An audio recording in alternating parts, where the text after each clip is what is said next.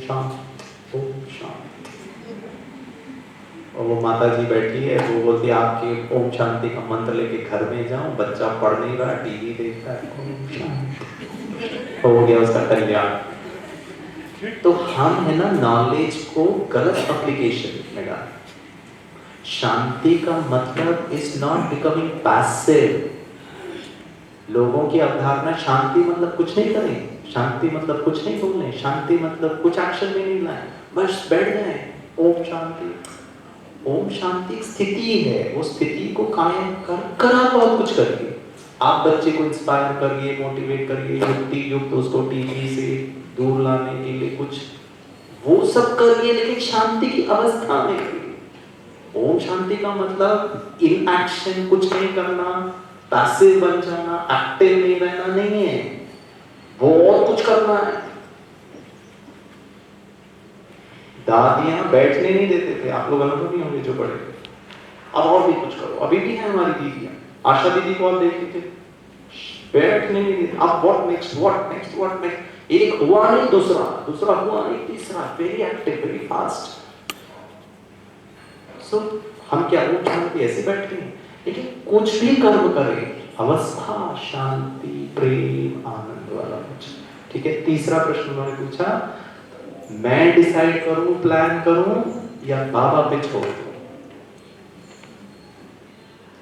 दोनों ही साथ में करना है।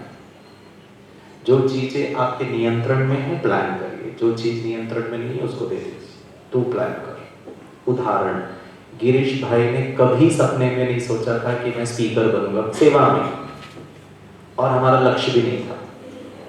हमने कभी सोचा भी नहीं था कि ऐसे कुछ ट्रेनिंग प्रोग्राम और फिर प्रोग्राम्स में हमको भी ऐसे निमंत्रण मिलेगा, आप जाइए कराइए। हमारा पता लक्ष्य क्या था, जो दीदी बोलेंगे वो करना है। और हमारा हम क्या करते थे, सुबह मुरली क्लास के पहले क्लासरूम की झाड़ू लगाते थे, फिर कुर्सियाँ सेट करते थे, फिर लाल लाइट लगाते थे, फिर संडे के दिन झाड़ू पोछा सब साफ सफाई करते। हमको लगा ऐसे ही हमको संगम योग निकालना है। पता है भाषण कौन करेगा उस समय हमने सोचा था, डॉक्टर गिरीश पटेल भाई, प्रेम मसद भाई, उषा दीदी, शीलू दीदी, ये विनाश काल तक यही बोलते रहेंगे। और हमको झाड़ू पोछा, और हम खुश भी थे, हम संतुष्ट थे, हमको ऐसा कोई बनना बनना का तो लक्ष्य नहीं था। लेकिन रामानुसार वहाँ की निमित्त दीदी ने स्वामी भाई को पूछा क्या पढ़ाई किए हो? स्वामी भाई ने कहा हमने इंजीनियरिंग किया है। हमसे पूछा, हमने कहा हमने पोस्ट ग्रेजुएशन किया, मास्टर्स किया है। तो बोला क्या सेवा करते हो? हमने कहा दीदी जो आप देते वो करते हैं। बोले ये कोई सेवा है, इतना पढ़े लिखे और ये कोई सेवा है? हमने कहा बाबा तो कहता है हर सेवा अच्छा है। बोला नहीं, मैं जो सेवा दूंगी वो करना। हमने कहा आप ही जो देते वही तो करते हैं। उस समय टाइम्स ऑफ इंडिया में एक फ्री कॉलम आता था, उसमें फ्री ऐड दे सकते थे, तो दीदी ने उसमें फ्री ऐड दिया, अगले Sunday Brahma Kumari Kandivali centre, stress management by Swami Bhai. सबसे ज्यादा स्ट्रेस स्वामी भाई को। उस वक्त इंटरनेट गूगल सर्च इंजन कुछ नहीं था कि आपने स्ट्रेस मैनेजमेंट किया, PPT stress management free PPT download. लोग आजकल इसमें एक्सपर्ट हो गए कि भाई देना क्या है जिससे उनको रेडीमेड मिल जाए, ठीक है ना। अब तो चैट जीपीटी का जमाना है। फिर उसके बाद फियर मैनेजमेंट में गिरीश भाई, सबसे ज्यादा तो डर मुझे ही लग रहा था, हाथ पैर काम कर रहे थे, लेकिन दीदी ने कहा है तो करना है। तो God was planning, I was not planning, so you give it. लेकिन एक बार जब दीदी ने कहा आपको कराना है, अब आप प्लान करें। मालूम नहीं था मुझे क्या करना है, दीदी ने कहा करना है। और हम तो साइन कनेक्शन के हैं, हमारे आदरणीय संतोष दीदी हैं महाराष्ट्र के, वहां का तो पता है सिस्टम क्या है, सब अचानक का पार्ट है। अचानक ब्रह्मा कुमारी में भी बहुत सारे अचानक का ही पार्ट होता है, हमको पता ही नहीं होता है। हम लगे हैं ग्राउंड में, ऐसा पंडाल में, मेगा प्रोग्राम में पंडाल में कुर्सियां सेट कर रहे हैं। हमारी वंदना दीदी का फोन आता है, गिरीश भाई शाम का प्रोग्राम है, स्टेज कोऑर्डिनेट आपको करना है। मैंने कहा दीदी इस कपड़ों में मेरे को तो वापस जाना पड़ेगा, नहीं मतलब फ्रेश कपड़े। दीदी ने कहा मतलब हाँ जी, एवर रेडी, सेवा में भी एवर रेडी। भगवान ने बोला अब प्लान करिए, अब क्या कर सकते हैं, अब स्ट्रेस लेना है, परेशान होना है, लेट बता रहे हैं, पहले क्यों नहीं बताया, ये भी आप थॉट क्रिएट कर सकते हो। तो फिर आपका प्रोग्राम कैसे होगा? एवर रेडी रहना। Whatever is in your control, you plan. बाबा का कार्य मुझे अच्छी रीति से करना, बाकी भविष्य का स्पीकर बनना नहीं बनना आप डिसाइड कर लोगे। आप यहाँ ट्रेनिंग में आए हो, अपना लक्ष्य रखा है, कल की डेट में हरीश भाई बोलते हैं यहाँ प्रोग्राम है, मान लो को कहीं से निमंत्रण मिलता है, आपकी सिटी में आपको जाना है, आप प्लान करिए अच्छी रीति से, ठीक है। भविष्य की चिंता नहीं करना है, क्या करे वो भगवान के ऊपर छोड़ दो, आगे क्या होगा वो भी छोड़ दो। कई वीकेस हमको पूछते गिरीश भाई आगे क्या करना है, नौकरी करना है, समर्पित होना है, ये करना है, वो करना है। मैंने कहा उसको डिसाइड करने दो ना, जो कर रहे हो ना बहुत एंजॉय करो, बहुत पीसफुल हो, बहुत आनंद में करो। पब्लिक स्पीकिंग का बस एक लास्ट बात बताता हूँ।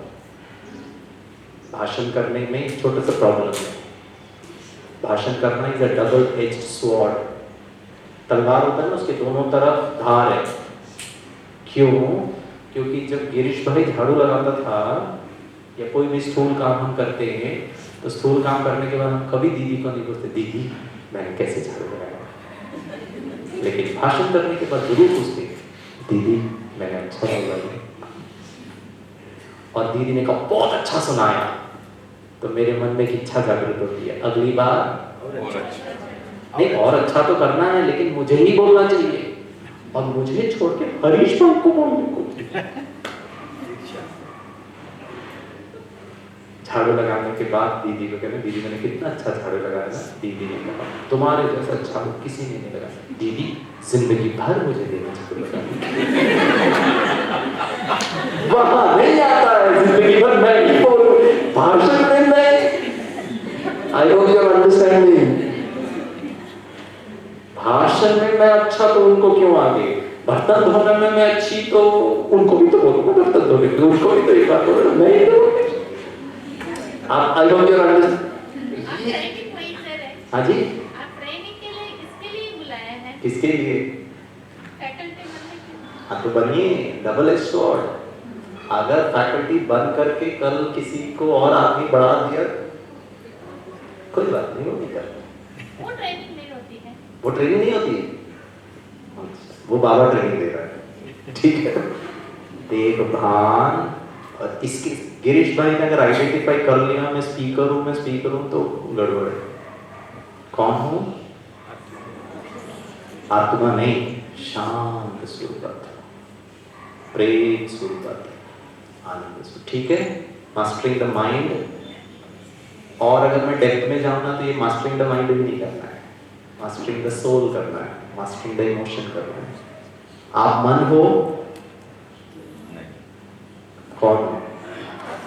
हाँ, 5 मिनट के लिए मन को एकदम शांत, आत्मा अपने 7 गुणों में किसी एक गुण को अनुभव करे, वही यथार्थ योग।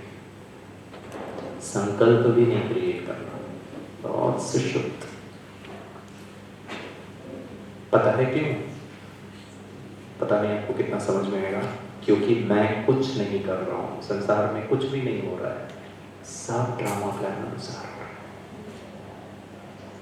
मुझसे भी गलती हो गई, आत्मा शांत, क्यों किया, नहीं करना चाहिए था, मैं ही क्यों किया, अरे हो गया भैया ड्रामा अनुसार। कितना फर्क, can you create that space between the mind and the spirit? मन और आत्मा के बीच का जो गैप है ना, ये साइलेंस, कितना ज्यादा मैं इस पार उधर हूं ही नहीं, सही इन्होंने गलती की, उसने गलती की, संकल्प चले गए, देखा आत्मा, आप आत्मा शांत स्वरूप, सुख स्वरूप, आनंद स्वरूप, शक्ति स्वरूप। मेरे लिए किसी ने कुछ कहा, मुझे पता चला, सुना नहीं सुना, मैं कौन? आत्मा नहीं, शांत स्वरूप। क्योंकि वो भूत प्रेत पिशाच वो भी आत्मा होती है, शांत,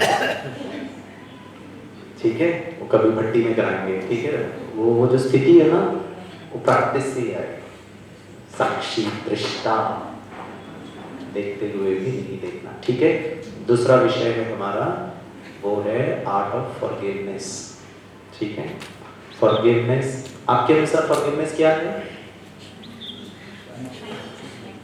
हाँ जी, क्षमा, हिंदी में उसको क्षमा कहते हैं, मुझे भी पता है। और आगे बोलिए, कितने महान लोग। हाँ जी, स्वयं में परिवर्तन करना क्षमा है? वो तो प्रोसेस है। What is forgiveness? स्टोर नहीं करना। हाँ जी, करेक्ट। फॉरगिवनेस का सबसे सिंपल परिभाषा ये है कि इट्स अ वॉलेंट्री, अपने आप या आपका बहुत मेहनत करके आपका एटीट्यूड टुवर्ड्स जिसने भी गलती की, आपके साथ गलती हुआ, आपने किसी की गलती की, उससे होने वाला जो दर्द है, चिंता है, गिल्ट है, शेम है, हर्ट है, वो आप चित्त में धारण नहीं करो, इज इक्वल टू फॉरगिवनेस।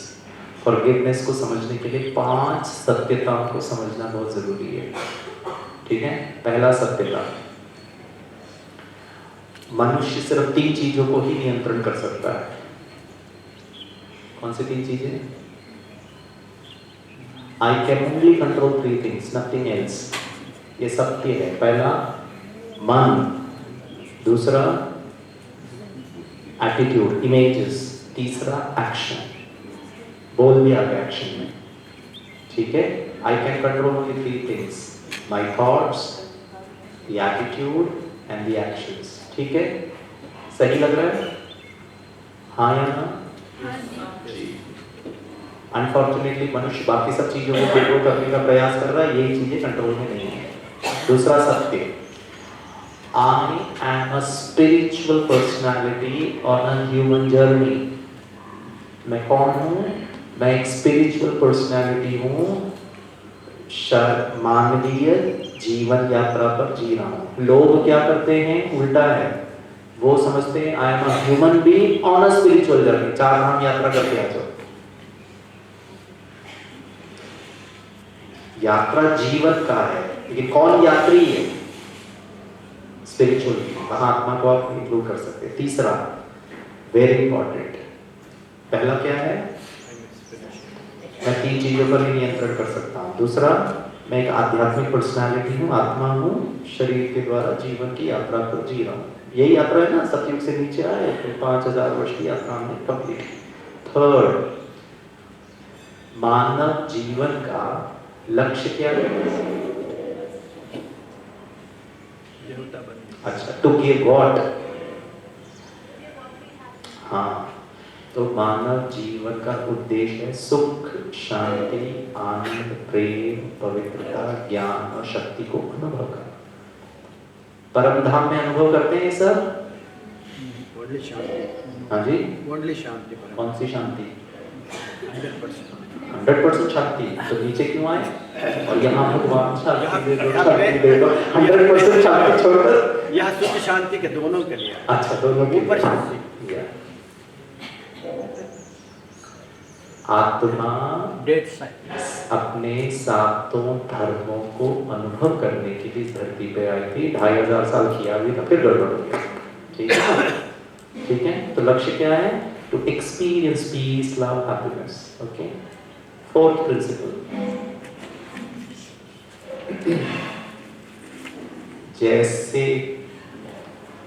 जैसी करनी, जोर से बोलो, कैसी करनी।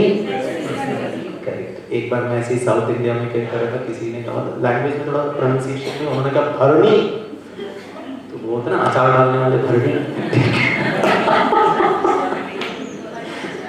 पता नहीं नॉर्थ में भरनी बोलते हैं कि नहीं बोलते, लेकिन साउथ में तो सिरामिक का होता है ना, उसमें अचार डाल के रखते। चलो, जैसा मैं कर्म करूंगा वैसे ही मुझे फल मिलेगा। ये 4था प्रिंसिपल करेक्ट है? पक्का? कॉम्प्लिकेट करूं? लोग पता है क्या कहते हैं? भगवान प्लीज माफ कर दो मुझे, किसी से गलती हो गई, भाई साहब प्लीज माफ कर दीजिए। और मान लो भाई साहब ने कहा नहीं करूंगा, तो मैं दुखी। तो फिर फॉर्मूला पता क्या होना चाहिए? फॉर्मूला, जैसी करनी, माफी मांगनी, माफी मिलनी, वैसे भरनी। सिद्ध सिद्धांत तो वो होना चाहिए ना, तो क्यों हम माफी के बीच प्लीज माफ कर दो, प्लीज माफ कर दो? How is माफी forgiveness so important? But the karmic philosophy says it doesn't include the element of क्षमा, दया, करुणा, forgiveness का तो एलिमेंट ही नहीं है। जैसे करोगे क्षमा मिले ना मिले भरना तो पड़ेगा। क्यों हम इतना forgiveness को इंपॉर्टेंस देते हैं? फिफ्थ एंड लास्ट, मेरे साथ जो कुछ हो रहा है उसकी संपूर्ण जिम्मेवारी मेरी। ये भी करेक्ट है? 5 बातें। आर्ट ऑफ फॉरगिवनेस में बेसिक समझना बहुत जरूरी है, और यही बेसिक्स है। आपको ड्राइंग का मास्टर बनना है ना, तो सबसे पहले मान लो आपने कोई पेंटिंग देखा, हमारे डेविड भाई बनाते हैं ना बाबा का फोटो, इतना अच्छा, हमको कितना अच्छा लगता है, तो ऐसा लगता है सचमुच का बाबा है। और कभी मेरे में इच्छा हो कि मैं भी ऐसा ही पेंटिंग करूं और मैं डेविड भाई के साथ यहाँ सरोवर में बैठूं, डेविड भाई पता है क्या बोलेगा? पहले तो गोला बनाओ, बोला पहले ये सीख के आओ।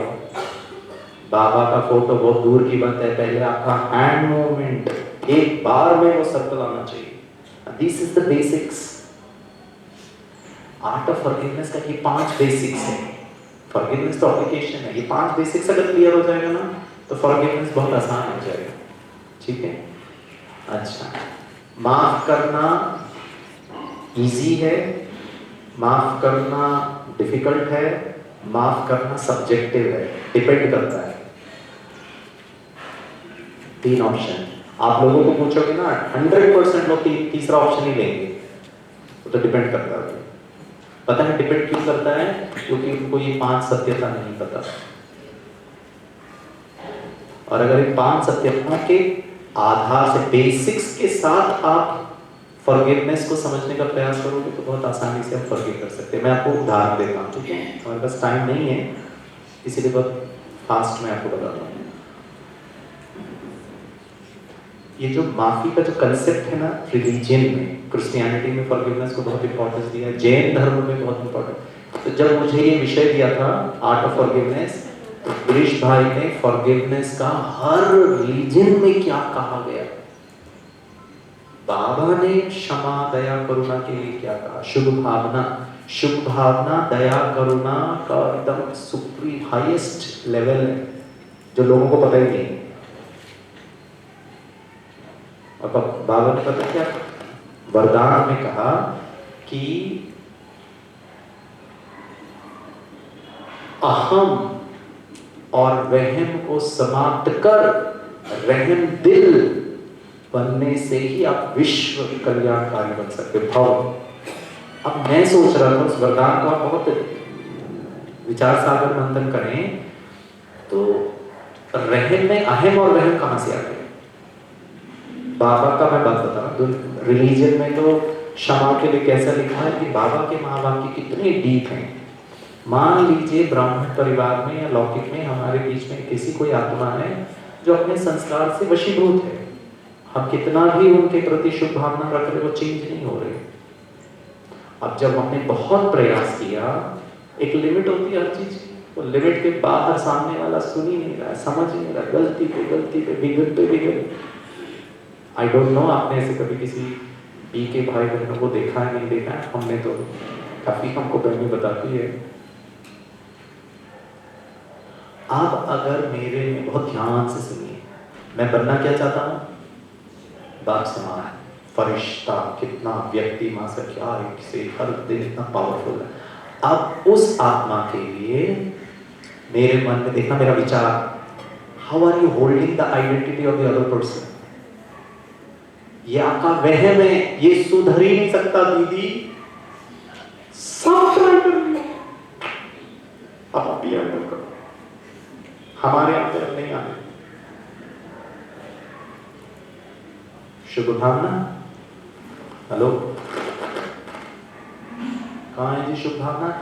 ये आपका वहम है, दिस इज योर डाउट। वो आत्मा को आप उसके एक्शंस, भगवान अगर आपके और मेरे एक्शंस के आधार से नीचे आकर मीठे बच्चे कभी नहीं कहता आपको। पता है भगवान अभी भी आकर आपको मीठे बच्चे क्यों कह रहा है? क्योंकि वो अपने सबकॉन्शियस और कॉन्शियस स्वरूप से नीचे नहीं आ रहा है। उस परमात्मा को आपने नजर ही नहीं आ रहा, चश्मा ही नहीं है। उसको मीठे बच्चे मीठे बच्चे मीठे बच्चे मीठे बच्चे। साकार बाबा का हाथ छोड़कर जाने वाले बच्चों को पता है बाबा क्या कहते थे? इनको टोली दो, इनको ये दो, इनको वो दो। वो बच्चा वहां से पांडव भवन से पीछे के गेट से पीछे उतरा नहीं, पता है साकार बाबा पीछे मुड़कर क्या कहता था? ये बच्चा नहीं आएगा। तो दादी मुझसे तो फिर भेजा क्यों? बाबा ने इतने रॉयल्टी के साथ उनको विदाई दी। Now that is the beauty। हम कितना हम किस दृष्टि से ये ठीक नहीं होंगे। भगवान ने सर्टिफाई किया है। कौन सर्टिफिकेट कर रहा है? आप कौन हो?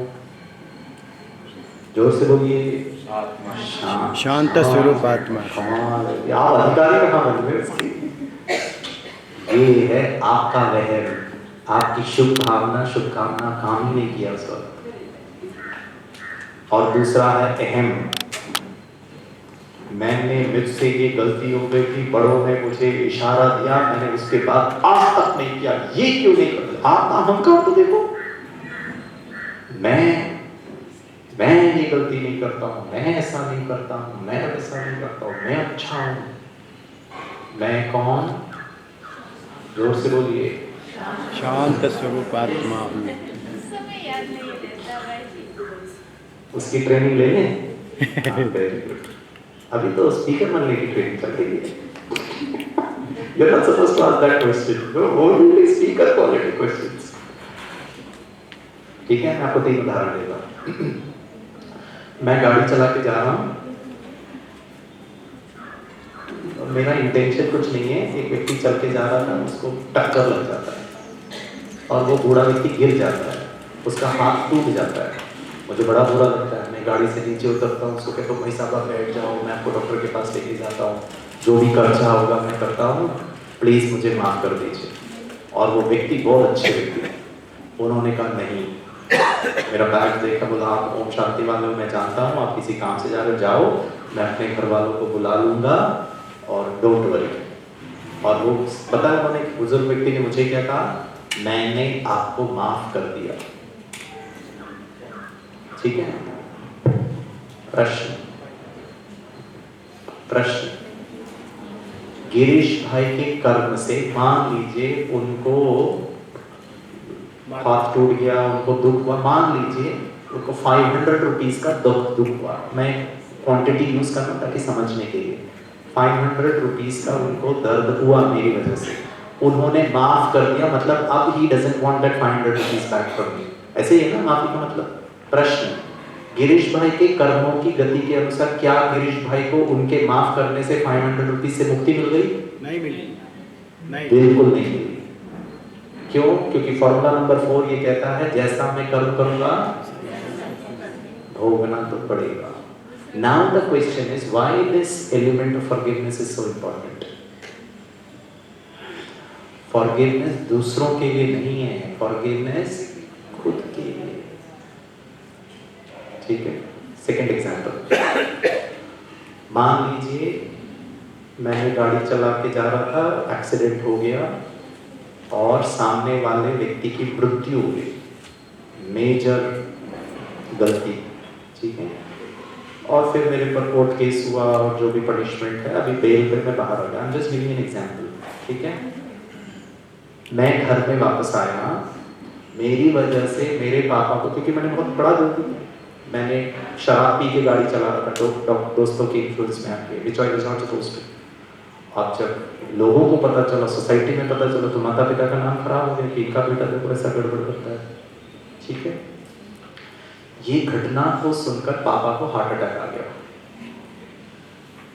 और माँ को सब लोग गलत भाव से देखने लगे सोसाइटी में, इनका बेटा ऐसा करता है, ऐसा करता होता है आजकल सोसाइटी में। तो लोग क्या क्या छोटी सी बात को बढ़ाना।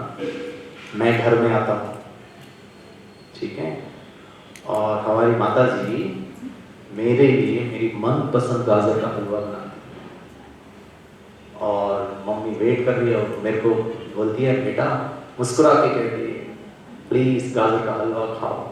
कमाल है जी। गाजर का हलवा बेटे के गले से नीचे नहीं जा रहा है और मेरी माता जी मस्त खा रही है।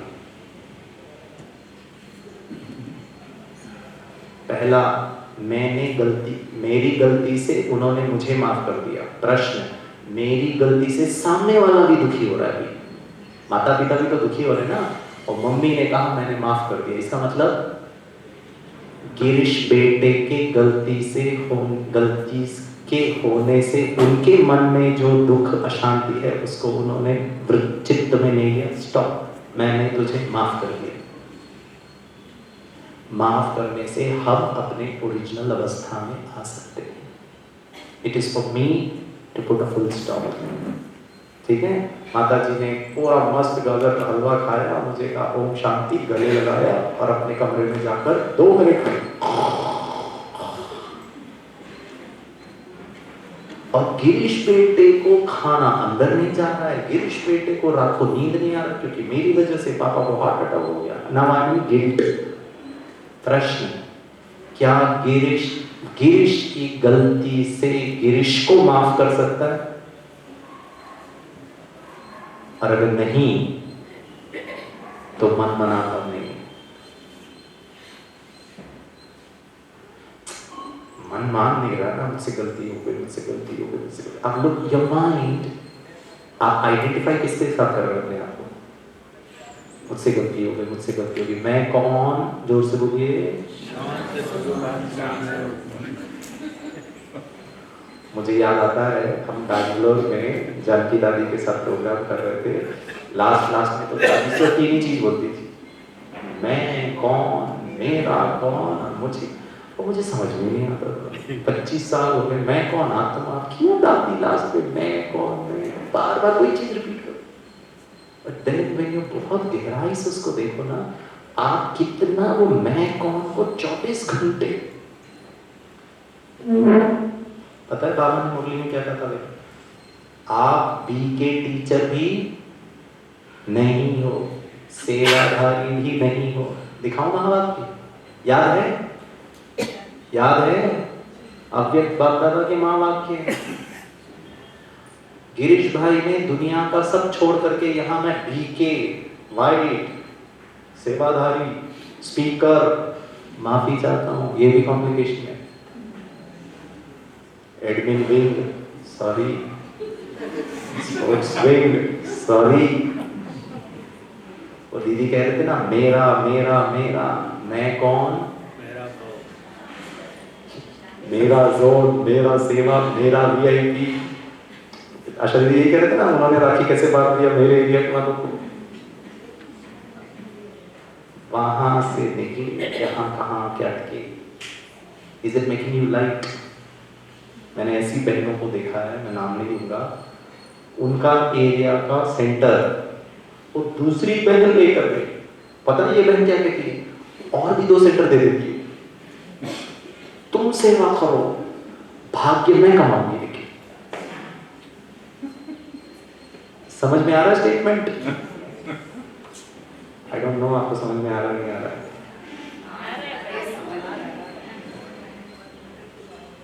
क्यों बीके बना था गिरीश भाई? स्पीकर बनने के लिए, एडमिन की ट्रेनिंग करने के लिए। पता है मैं क्यों बीके बना था?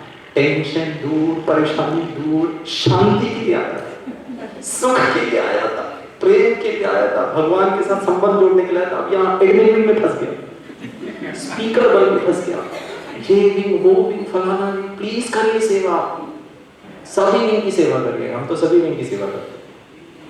But then am I easy? Am I very simple? Am I very loving? Am I very adjustable? Am I very flexible? यही तो सब गुण है ना। 36 गुण क्या है? ये फ्लेक्सिबिलिटी तो गुण है।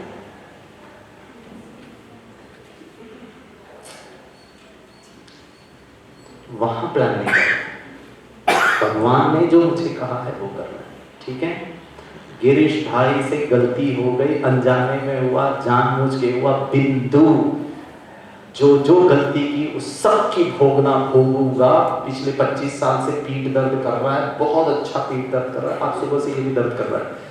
वो मैं बोलने वाला था भाई साहब को, तकिया भी इतना मोटा था, मैंने ध्यान नहीं दिया, सॉरी यार। सीरियसली बहुत ज़्यादा हर्ट हो रहा है सुबह से, लेकिन ये क्यों? जैसी करनी आओ एंजॉय करो। Can you make everything easy? शरीर का दर्द को भी इजी। कोई मुझे पूछता आपका पीठ दर्द कैसा है, मैंने कहा पीछे है वो, हम आगे हैं। पीठ दर्द तो पीछे ही है ना, तो आगे। हाँ, मैं कौन? Thank you. मैं पीठ बोलना बहुत आसान है, दर्द होगा तो पता चलेगा। कितने अच्छी तरह मुझे ज्ञान दे रहे, पीठ नहीं हो, लेकिन खुद सारा दिन अयो अयो अयो। बहुत सूक्ष्म है। मुझे दादी कहती थी ना, मैं कौन, मैं कौन, मैं कौन, मेरा कौन। तो गिरीश भाई की गलती से ही खुद को हल्का करके जो मेरे जीवन में ड्रामा मुझे थ्रो करेगा,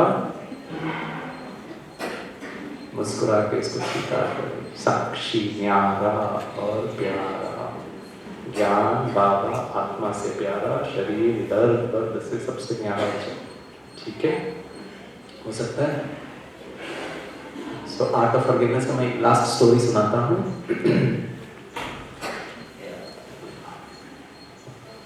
एक 1995 में, ये बहुत फेमस केस है वर्ल्ड में। 1995 में मध्य प्रदेश में, मेरे को नाम नहीं याद आ रहा जगह का, वहाँ पर बस में एक क्रिश्चियन नन, सिस्टर मारिया करके उसका नाम था, ट्रैवल कर रही थी। ट्राइबल एरिया था, तो वहाँ पर एक समझदार सिंह करके एक भाई था, वो भी वो बस में ट्रैवल कर रहा था। उसने बस के ड्राइवर को चाकू दिखाकर उसको बस को रुकाया। वो बस में बहुत सारे लोग थे, सभी लोगों को डरा करके इस सिस्टर मारिया को वहाँ से घसीट करके नीचे उतारा। 55 टाइम्स उसने उसको मारा और सबके सामने उसको मर्डर किया। एंड फाइनली कुछ दिन के बाद उसको पकड़ लिया गया और पर वो कितने सारे आई विटनेस थे और उसको फिर लाइफ इम्प्रिजनमेंट, आजीवन कारावास की सजा दी गई। दिस इज 1995 की बात है। और वो इसीलिए उन्होंने किया क्योंकि वो जो सिस्टर थी, क्रिश्चियन नन जो बहन थी, वो महिलाओं को सेल्फ हेल्प ग्रुप, खुद कुछ कुछ चीज़ें बना करके पैसे कमाना है, तो उससे क्या हो जाता है, वहाँ के जो मनी लेंडर्स थे, हिंदी में क्या बोलते हैं, जो पैसा उधार पे देते हैं, ठीक है ना, तो उनका बिजनेस कम हो रहा था क्योंकि वो तो उनके नाम पर थोड़ा ज़मीन हड़प लेते थे। तो ये महिलाएं इंडिपेंडेंट हो रही थी इस सिस्टर की वजह से। तो उन्होंने ये भाई को पैसा दिया और कहा आप इसको मतलब मारो। फाइनली उसने वो किया और फिर उसको जेल में डाल दिया। और 2005 में 10 साल के बाद जो सिस्टर मारिया थी, इसकी छोटी बहन सिस्टर रानी करके थी, वो ये भाई से मिलने के लिए जेल में आती है। अब है कहानी में ट्विस्ट। वो इस भाई को राखी बांधती है और कहती है मैंने तुम्हें माफ कर दिया, तुम मेरे भाई को। उस दिन एक भाई का ना परिवर्तन हुआ। क्यों परिवर्तन हुआ? क्योंकि वो कहता है कि जब मुझसे ये गलत काम हुआ तो मेरी वाइफ ने मुझे छोड़ दिया, मेरे बच्चों ने कहा मेरे पापा ये मेरे पापा नहीं, क्योंकि उन्होंने गलत किया। मेरे फैमिली मुझे कभी मिलने के लिए नहीं आई, जिनको मैं अपना समझता था वो मुझे कभी सहानुभूति नहीं, वो उन्होंने कभी माफ नहीं किया। लेकिन जिसको मैंने मारा उसकी बहन मुझे आके माफ कर गई, ये तो मैं तो कभी सपने में नहीं सोच सकता था।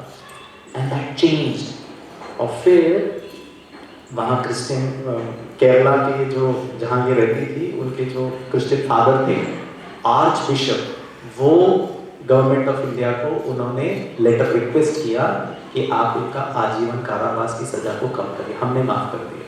एंड ही हैज ट्रांसफॉर्म्ड, अब वैसा नहीं करेगा। और फिर वो गवर्नमेंट के पास गया और उनको अर्ली रिलीज मिला और वो जेल से निकलने के सबसे पहले केरला में ये बहन के घर गए और उनके माता पिता से मिले। और उनके माता पिता बताते थे कि ये इसका कमरा था, ये यहाँ सोती थी, ऐसा करती थी, यहाँ चर्च में जाती थी, और ये समझदार सिंह भी करने लगा वो सब। और फिर पोप ने, वेटिकन सिटी में पोप ने समझदार सिंह को लेटर लिखा कि तुम आकर अपना अनुभव सुनाओ कि कैसे तुम्हारे जीवन में परिवर्तन हुआ वो सिस्टर की वजह से। And it became a big news. कि क्षमा, दया और करुणा, इसमें भी अंतर है ना, क्षमा, दया, करुणा। दादी जानकी जी बहुत गहराई से इस पर चिंतन करती थी, कभी और टाइम मिलेगा तो मैं आपको बताऊंगा। लेकिन इसमें इतनी ताकत है। प्रश्न ये है कि क्या मैं स्वयं को क्षमा कर सकता हूँ मेरी गलतियों के लिए?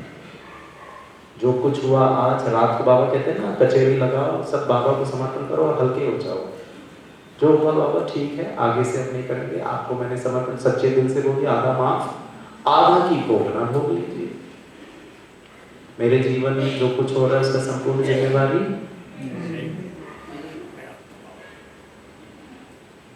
वो नहीं होना चाहिए, ठीक है ना? तो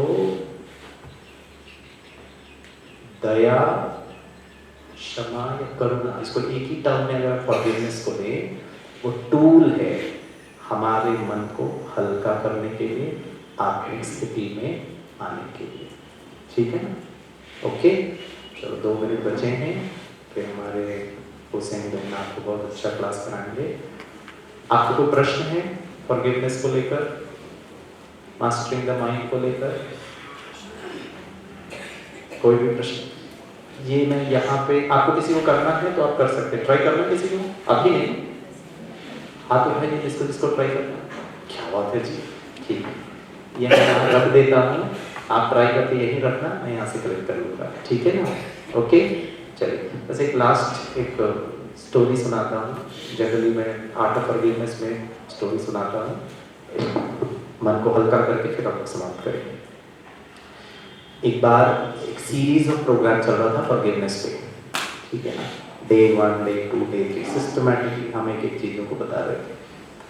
तो पहले दिन प्रोग्राम करने के बाद फिर हमने होमवर्क पे सबको कहा कि आपको घर जाना है, रात को सोने के पहले जिसने भी आपके साथ कुछ बुरा किया हो उसको माफ़ कर देना, ठीक? हल्के हो जाओ। तो दूसरे दिन जब हमने पूछा, सबने होमवर्क किया, फिर हमने पूछा जिसने जिसने माफ़ किया वो हाथ ऊपर उठाओ। तो काफ़ी लोगों ने हाथ ऊपर उठाया। मैंने कहा वो लोग हाथ ऊपर उठाओ जो माफ़ नहीं कर पाए। मान लो किसी ने बहुत आपको दुख दिया है, you are not able to forgive, please raise your hand. उसमें भी काफ़ी लोगों ने हाथ ऊपर उठाया। मैंने कहा चलो कोई बात नहीं, आज नहीं कर पाए, एक बार और ट्राई करना आज, ठीक है? हाँ, तो आप में से जो सेकंड वाले लोग थे उसमें से मैंने पूछा जो लोग ट्राई करेंगे और माफ़ कर पाएंगे